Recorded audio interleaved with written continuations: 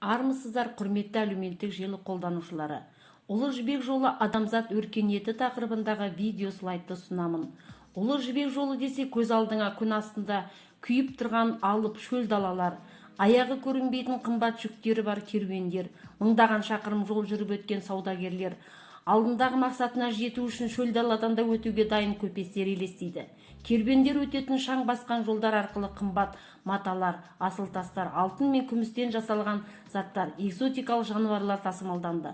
Ұлы жібек жолы шығыс пен батысты байланыстырып, қалалардың тіпті жаңа мемлекеттердің пайда болуына өзіндік септігін тигізген. Талай тарихи орындардың әлемге танылуына әсері болған, теңдесі жоқ сауда маршруты.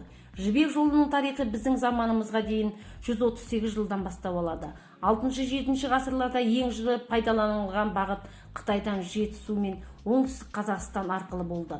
Бұл бағыт арқылы бірінші кезекте алтынмен қатар әлемдік валюта түріне айналған жібек матасы тасымалданды. Жібек жолы терминін неміс географы Фердинанд Рихтхофен 1877 жылы енгізген. Батыс пен шығысты қосып жатқан жол болғандықтан ұлы сөзі қосылған.